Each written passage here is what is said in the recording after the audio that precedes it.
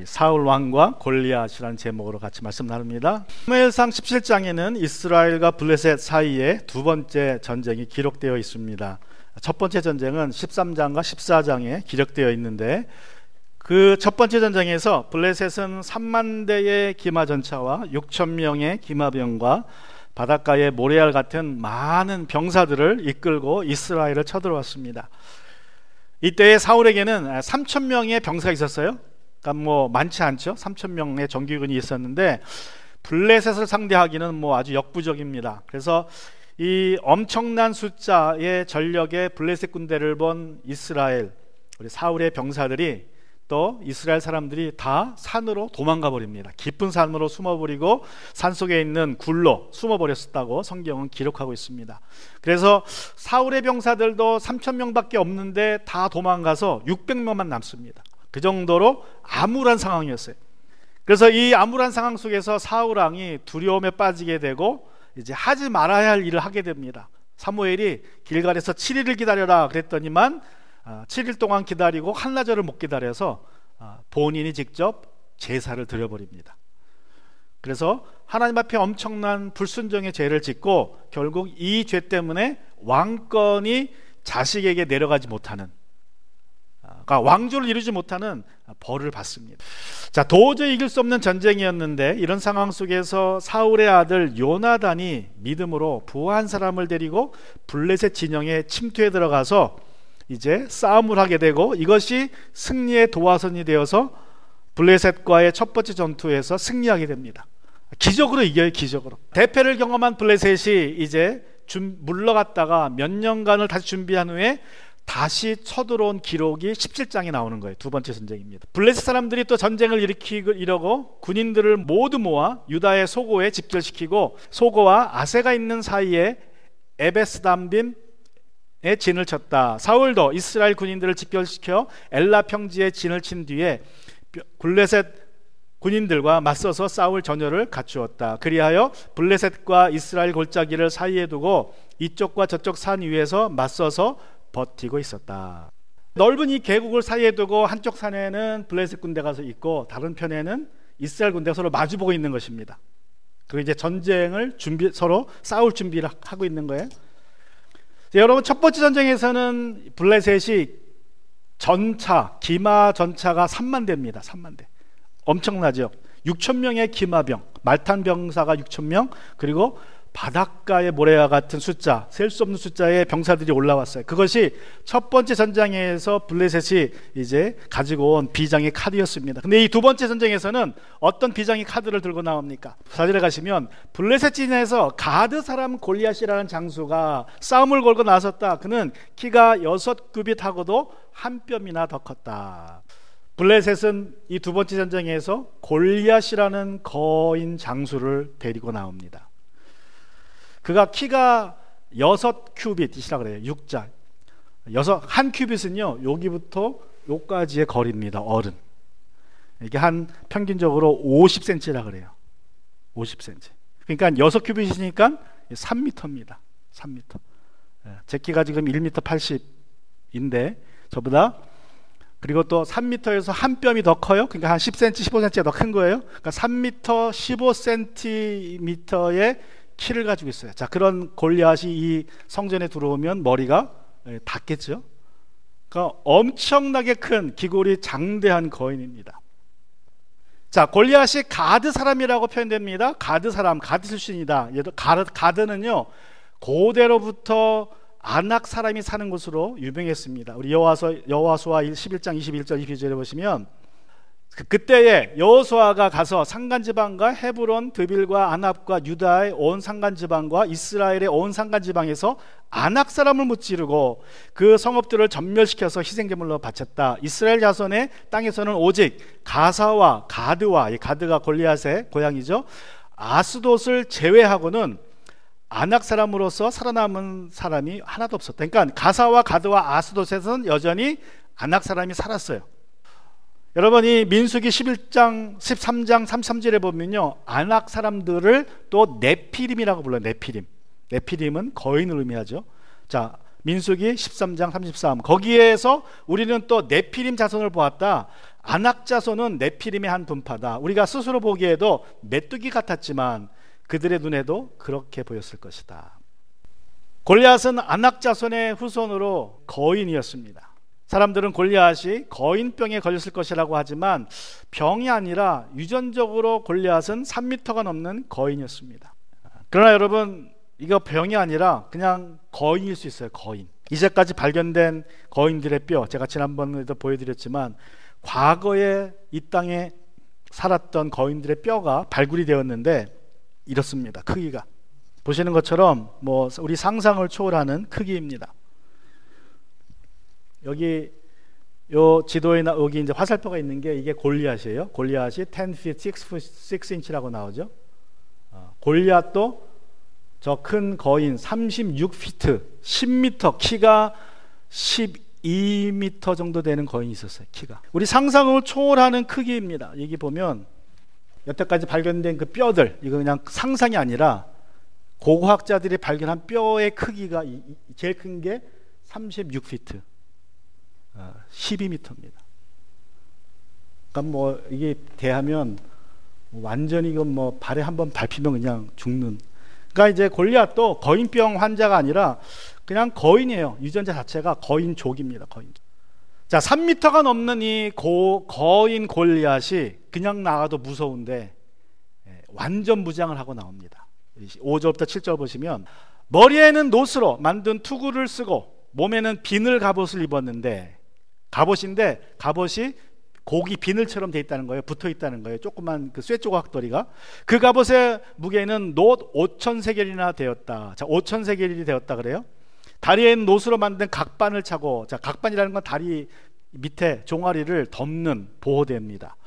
어깨에는 노스로 만든 창을 메고 있었다. 그 창자루는 배틀의 용두머리만큼 굵었고 창날의 무게는 쇠 600세겔이나 되었다. 그의 앞에서는 방패를 든 사람이 걸어 나왔다. 그러니까 온몸이 갑옷으로 덮여 있는데 또 방패를 든 사람이 있어요. 근데 웃기죠? 3m가 되는데 방패를 들어봐야 어딜 맞겠어요. 골리앗 갑옷이 5,000세겔입니다. 이게 126파운드라 그래요. 그러니까 한 50kg 됩니다. 갑옷 무게만 50kg입니다. 여러분 몸무게예요. 자, 손에는 600세겔 되는 창이 들려 있는데 그게 15파운드입니다. 15파운드. 엄청나죠? 또 허리에는 칼을 차고 있어요. 여기 나오지 않았지만 나중에 나오죠. 또 그 앞에는 방패를 든 사람이 있었다. 완전 무장, 3m 크기에 또 저 소년 같은 사람 하나 앞세워서 방패를 들었는데 저건 있으나 마나한 거죠 사실은. 근데 왜 그러느냐, 골리앗이 지금 완전 무장을 하고요, 일반 병사처럼 저렇게 방패를 든 사람을 데리고 나와서 완전 무장했다. 즉 공격 당해도 쓰러지지 않는 완전 무장을 했다. 그런 의미로 저렇게 묘사를 한 것입니다. 사무엘상 17장 8절과 10절을 보시면 골리앗이 이렇게 합니다. 골리앗이 나와서 이스라엘 전선을 마주보고 고함을 질렀다. 너희는 어쩌자고 나와서 전열을 갖추었느냐? 나는 블레셋 사람이고 너는 사울의 종들이 아니냐? 너희는 내 앞에서 나설 만한 사람을 하나 뽑아서 나에게 보내어라. 그가 나를 쳐 죽여 이기면 우리가 너희의 종이 되겠고, 그러나 내가 그를 쳐 죽여 이기면 너희가 우리의 종이 되어서 우리를 섬겨야 한다.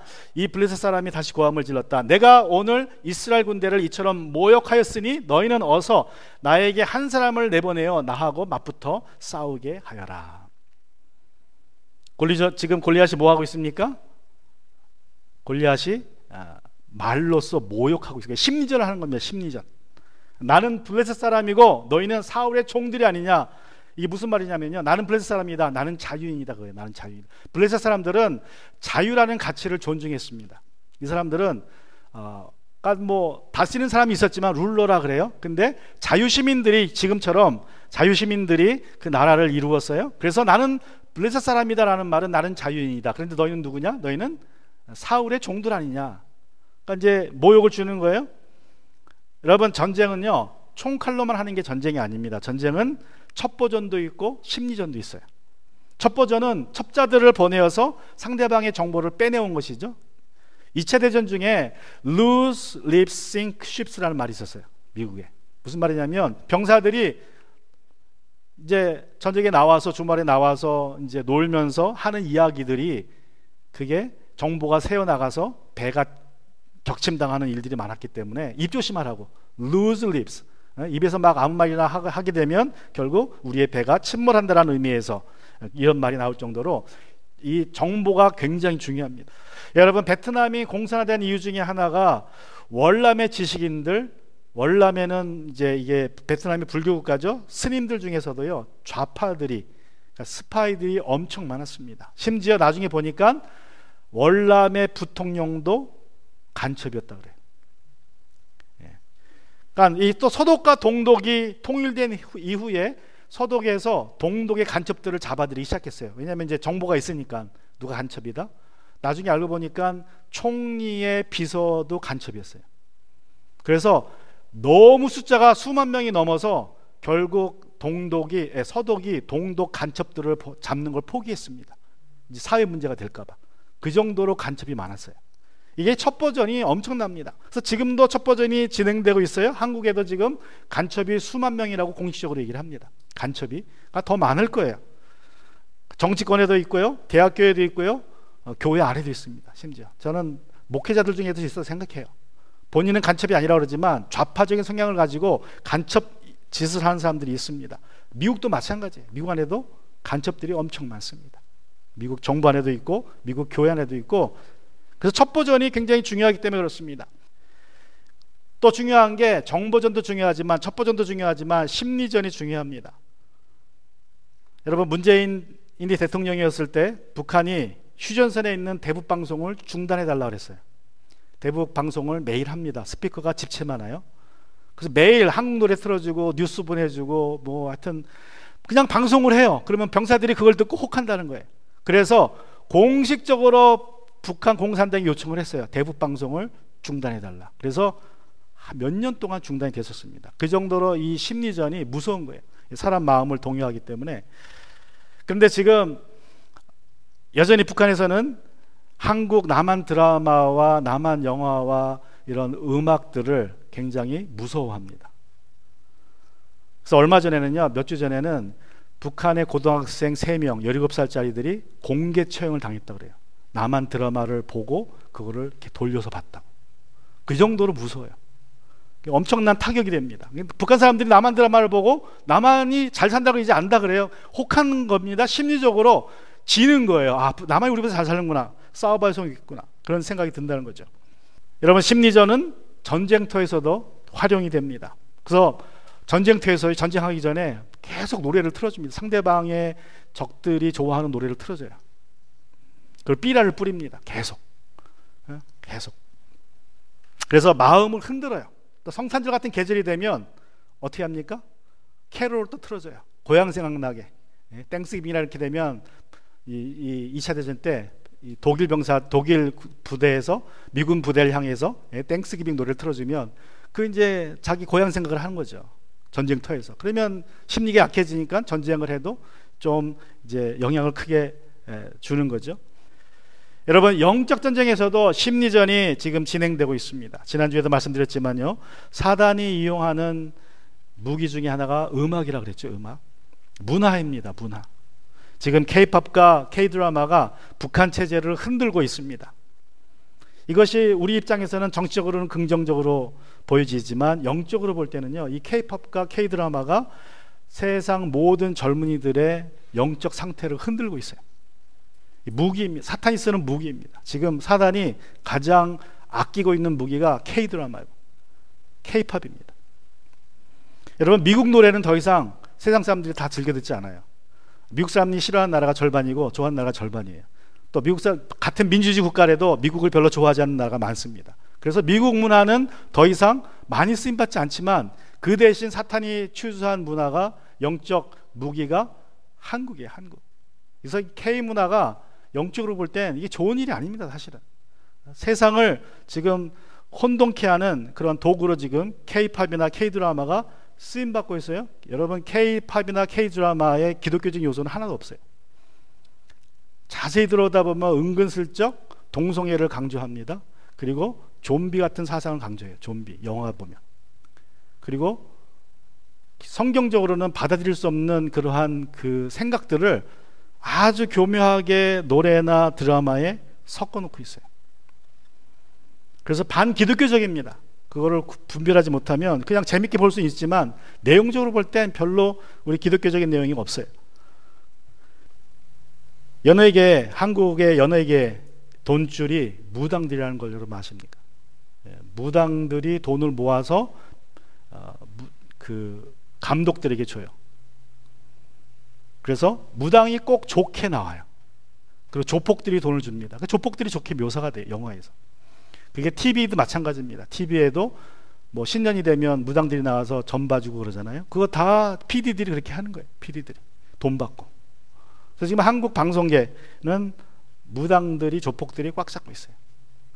미국도 마찬가지입니다. 헐리우드도 다 똑같은 현상인데 지금 헐리우드이 더 이상 이제 세계에 통하지 않으니까 한국이 사단의 도구가 되어서 영적 심리전에 지금 쓰임받고 있는 것입니다. 골리앗은 나는 블레셋 사람이고 너는 사울의 종들이 아니냐 말로 이스라엘 병사들을 심리적으로 자극을 합니다. 나는 블레셋 사람이다, 나는 자유인이다, 너희들은 종들이 아니냐. 이 말은 무슨 말이냐면 너희는 사울의 종들이 아니냐. 이 말은요, 사울은 누가 세웠습니까? 사울은 하나님이 세운 왕이에요. 왜 세웠어요? 내 백성을 지키라고. 그러므로 사울의 종이라는 말은 결국 하나님의 종이 아니냐, 그런 뜻입니다. 너희는 하나님의 종이고 나는 자유인이다. 그러면서 이스라엘을 지금 모욕 주는 거예요. 그러면서 하는 말이 뭐라 그럽니까? 자, 한 명 뽑아 보내라. 나와 싸워서 내가 이기면 너희가 나의 종이 되고 내가 지면 우리가 너희의 종이 되겠다. 1대1 결투로 결정하자는 겁니다. 나쁜 아이디어는 아니에요. 전면전을 붙으면 어쨌든 양쪽에 많은 사람들이 희생당합니다. 죽어야 돼요. 그러나 1대1로 붙어서 이기는 편이 진 편을 종 삼는다 그러면 얼마나 경제적으로 좋습니까? 한 명만 죽으면 되니까. 그죠? 그러니까 이 골리앗이 자, 한 명만 내보내. 나랑 싸워서 내가 죽이면 너희는 나의 종이 되고 내가 죽으면 우리가 너의 종이 될 거다. 그런 이제 1대1 결투를 제안합니다. 그런데 골리앗에게 이런 모욕을 당한 사울 왕과 이스라엘이 어떻게 했습니까? 우리 17장 11절. 사울과 온 이스라엘은 그 블레셋 사람이 하는 말을 듣고 몹시 놀라서 떨기만 하였다. 몹시 놀랐다 그래요. 또 떨기만 하였다. 사울과 이스라엘은 골리앗의 말에 놀랐습니다. 떨었습니다. 여러분, 골리앗이 한 말은 아무나 할 수 있는 말이에요. 그래서 말만 듣고 놀란 게 아니죠. 이런 말은 누구나 할 수 있어요. 누가 했기 때문에 이게 문제입니까? 무섭습니까? 골리앗이라는 거인이 했기 때문에 그게 이제 법이 된 거죠. 그죠? 그러니까 사람들이, 사울이 골리앗을 보고 겁을 먹은 거예요.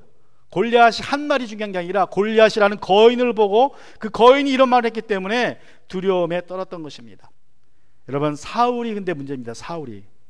자, 왜 주님이 사울을 왕으로 뽑으셨습니까? 우리 사무엘상 9장 16절을 보시면 내가 내일 이맘때에 내가 베냐민 땅에서 온 한 사람을 너에게 보낼 테니 너는, 역시 너는 사무엘입니다. 그에게 기름을 부어 나의 백성 이스라엘의 영도자로 세워라. 그가 나의 백성을 블레셋 사람의 손에서 구해낼 것이다. 하나님이 사울을 왕으로 세운 목적은요, 블레셋 사람의 손에서 이스라엘을 구하는 것입니다. 자, 이 말을 사무엘이 분명히 사울에게 해줬을 거예요. 내가 너를 왕으로 기름 부어준다. 하나님이 너에게 주신 임무는 블레셋 사람 손에서 이 백성을 구해라. 그런데 지금 사울이 뭐하고 있습니까? 골리앗을 보고 벌벌 떨고 있습니다. 구할 생각을 못해요. 여러분, 이 골리앗을 대하는 사울의 모습이 누구와 대조가 됩니까? 나중에 우리 다음 주 살펴보겠지만 이 골리앗을 대하고 골리앗 앞에서 벌벌 떠는 사울의 모습은 다윗하고 대조가 됩니다. 자, 다윗은요, 아버지 양떼를 지키려고 어떻게 했어요? 소년인데 아버지 양떼를 사자하고 곰에게 지키려고 목숨 걸고 싸웁니다. 사무엘상 17장 34절 35절에 보시면 그러나 다윗은 굽히지 않고 사울에게 말했다. 임금님의 종인 저는 아버지의 양떼를 지켜왔습니다. 사자나 곰이 양떼에 달려들어 한 마리라도 물어가면 저는 곧바로 뒤쫓아가서 그 놈을 쳐 죽이고 그 입에서 양을 꺼내어 살려내곤 하였습니다. 그 짐승이 저에게 덤벼들면 그 턱수염을 붙잡고 때려 죽였습니다.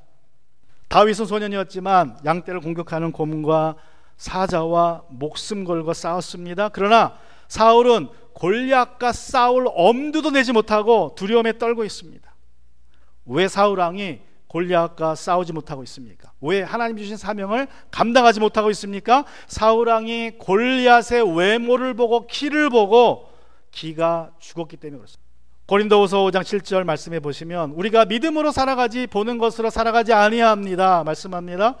육신의 눈으로 보이는 것으로 사울은 골리앗을 보고 그의 크기에 낙담하고 두려워할 수밖에 없었습니다. 여러분, 우리는 믿음으로 살아가는 사람들입니다. 믿음으로 산다는 말이 무슨 뜻입니까? 믿음으로 산다는 말은요, 믿음의 눈으로 보며 산다는 뜻입니다. 제가 몇 년 전에 히브리서 강의를 했죠. 히브리서의 특징 중에 하나가 무엇입니까? 히브리서에 보면요, 구약을 많이 인용합니다. 무려 구약을 39번이나 직접적으로 인용을 하고요, 35번을 간접적으로 인용합니다. 그러니까 거의 84회의 구약을 인용하면서도 기록되었으되라는 말이 없어요. 히브리서는 성경을 그렇게 많이 구약을 인용하면서도 기록되었으되라는 말보다는 이건 단 한 번도 사용하지 않고 말씀하시되라고 사용해요. 하나님이 말씀하시되, 성령이 말씀하시되 이렇게 하면서 구약을 인용합니다. 그래서 이 히브리서에 보면요, 하나님은 말씀하시는 하나님으로 나와요. 여러분, 히브리서 1장부터 4장까지에 보면요, 하나님의 음성을 들을 때 너희의 마음을 완고하게 하지 말라고 말씀하세요. 하나님의 음성을 들을 때 너희 마음을 완고하게 하지 말라는 것을 강조합니다. 왜 그래요? 히브리 백성들이, 유대인들이 출애굽한 이후에 광야에서 하나님의 음성을 듣고 완고하게 해서 하나님의 말씀을 거역하다가 요단강을 못 건너가죠. 광야에서 다 멸망합니다. 구원의 완성이 이르지 못해요. 그래서 히브리서 1장부터 4장까지에서는요, 너희가 오늘 하나님의 말씀을 듣거든 너희 마음을 완고하게 하지 말라라고 강조합니다. 그리고 이제 챕터 5장부터 10장에서는요, 복음을 구약적인 관점에서 해석을 합니다. 대제사장 예수님께서 어떻게 구약의 제사를 완성하셨는지, 십자가에서 죽으신 것이 구약 제사의 완성임을 말씀하고 있고요, 부활하셔서 하늘에 올라가셔서 지금은 우리 예수님이 대제사장으로서 하늘의 지성소에서 우리를 위해서 중보 기도하고 계신다는 것을 이제 5장부터 10장에서 말씀하세요. 그래서 믿음이 뭔지를 설명합니다. 뭘 믿어야 되는지를. 그리고 이제 11장에 들어가면요, 구약의 믿음의 영웅들을 소개하면서 우리가 그들을 본받아야 한다고 그렇게 말씀합니다. 자, 히브리서 11장 1절부터 2절, 우리가 잘 아는 구절이죠. 믿음은 바라는 것들의 확신이요 보이지 않는 것들의 증거입니다. 선조들은 이 믿음으로 살았기 때문에 훌륭한 사람으로 증언되었습니다. 여기서 믿음의 영웅들은 그 믿음은 바라는 것들의 확신이요 보이지 않는 것들의 증거라는 믿음으로 살았다고 얘기를 합니다. 자, 여러분, 믿음은 눈에 보이지 않아요, 그죠? 근데 믿음이 보이지 않는 것들의 확신이라고 얘기합니다. 근데 확신도 보이지 않아요, 그죠? 자, 그럼에도 불구하고 바라는 것, 보이지 않는 것들의 증거라고 얘기합니다. 증거는 보이는 거죠, 눈에, 그죠?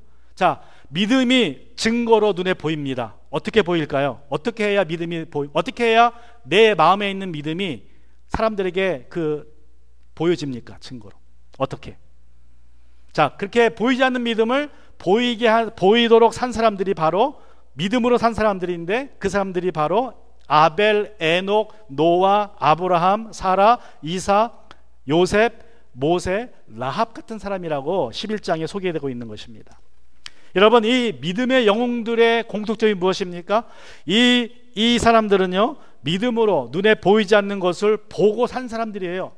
그렇게 해서 히브리서 11장 13절에 보면 히브리서 기자가 아브라함과 사라와 이삭과 그리고 야곱이 이렇게 살았다고 말합니다. 이 사람들은 모두 믿음을 따라 살다가 죽었습니다. 그들은 약속하신 것을 받지는 못하였지만 그것을 멀리서 바라보고 반겼으며 땅에서는 길손과 나그네 신세임을 고백하였습니다. What is common among those heroes of faith? Hebrews chapter 11 verse 13 describes how they lived. 아브라함과 사라와 이삭과 야곱은 약속한 것을요 받지 못했지만 믿음의 눈으로 그걸 멀리서 바라보고 살았다 그래요. 여러분, 모세는 이집트의 왕자로서 누릴 수 있는 모든 향락을 포기합니다. 그리고 그리스도를 위해서 모욕을 달갑게 받습니다. 우리 히브리서 11장 26절과 7절에 보시면요, 모세는 그리스도를 위하여 받는 모욕을 이집트 재물보다 더 값진 것으로 여겼습니다. 그는 장차 받을 상을 내다보고 있었던 것입니다. 상을 내다보았다 그러죠. 자, 믿음으로 그는 왕의 분노를 두려워하지 않고 이집트를 떠났으며 그는 보이지 않는 분을 마치 보는 듯이 바라보면서 견디어냈습니다. 여러분, 모세는요 장차 받을 상을 미리 봤다 그래요. 영의 눈으로. 그리고 현실의 고난과 모욕을 견디었습니다. 보았기 때문에 견딘 거죠. 보이지 않는 하나님을 믿음으로 눈으로 보았기에 왕의 분노도 견딜 수 있었습니다. 자, 믿음의 창시자요 완성자인 예수님을 바라보는 것이 믿음으로 사는 것입니다. 자, 11장 1절과 2절을 보시면, 그러므로 이렇게 구름대와 같이 수많은 증인이 우리를 둘러싸고 있으니 우리도 갖가지 무거운 짐과 얽매이는 죄들을 벗어버리고 우리 앞에 놓인 다름질을 참으면서 달려갑시다. 믿음의 창시자의 완성자이신 예수를 바라봅시다. 그는 자기 앞에 놓여있는 기쁨을 내다보고서 부끄러움을 마음에 두지 않으시고 십자가를 참으셨습니다. 그리하여 그는 하나님의 보좌 오른쪽에 앉으셨습니다. 믿음의 창시자요 완성자인 예수님을 바라보는 것이 믿음으로 사는 것입니다. 우리는 그렇게 살아야 되는데, 왜냐하면 예수님도 십자가의 고난을 받으실 때에 그 앞에 놓인 기쁨으로 그 고난을 견디셨기 때문입니다. 여러분, 우리가 예수님을 바라보면 지금 당장의 어려움을 견딜 수 있습니다. 골리앗을 만나게 되더라도 사울처럼 두려워하지 않고 다윗처럼 골리앗께 달려갈 수 있습니다. 싸울 수 있습니다. 여러분 앞에 있는, 지금 여러분 앞에 서 있는 여러분의 눈에 보이는 골리앗은 무엇입니까? 무엇이 여러분을 두려워하게 합니까? 골리앗이 아무리 커도, 골리앗이 아무리 든든한 갑옷을 입고 나와도, 골리앗이 아무리 무시무시한 무기를 들고 나와도 믿음의 눈을 들어 만군의 주님을 볼 때에 골리앗을 대면할 용기가 생길 것입니다. 골리앗과 싸워서 이기게 될 것입니다. 우리 같이 시간 기도하기 원합니다.